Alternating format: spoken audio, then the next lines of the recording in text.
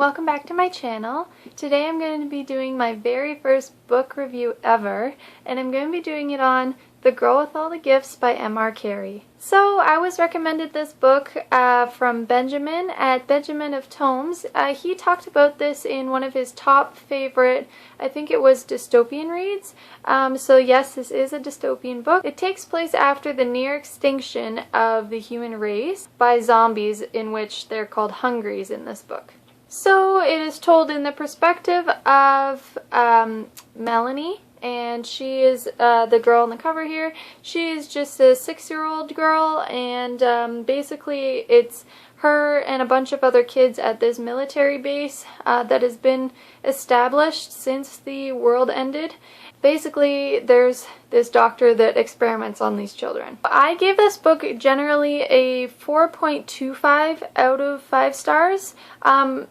Most of the book is a 4.5 for me, but it was just the ending brought down the rating a little bit for me. I really did enjoy the book. If you like Room by Emma Donoghue and you like the narration of that, it's sort of similar in the way that Melanie narrates the story, but it's not just her. Later on, you get different points of view from like one of her teachers and one of the military officers at the base. So you get a couple different perspectives as the story goes on. But the beginning is basically all Melanie in her narration of what her life is like. Melanie is a little bit different because she is quite mature. She's only 6 years old, but her mind is just, the way she talks is a lot more knowledgeable. Some other narrations told by children are a bit more like childish typically, because she had such a sophisticated dialogue about her and her thoughts, and she was such a young age. So I really like that part. I really like Melanie as a character. She is just so innocent, and she's so in tune with herself, and she has such good morals about her, and she has such good like goals for herself. And what she wants, how she wants to live in this world, and how she wants to go about her life.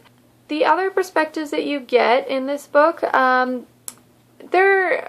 don't go into too much depth with it. I think Melanie's supposed to be kind of the main character of the book, and then the other couple perspectives that you get further on are more shallow in their description, I guess, and you don't get as much of their life story or their background. So if you like The Walking Dead, I've never read the comic series, but I have kept up with the TV show, which I really enjoy.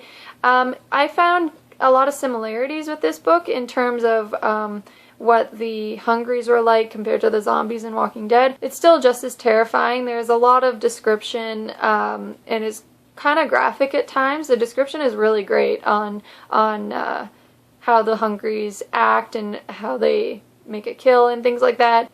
Although I felt like this book left off kind of like too suddenly.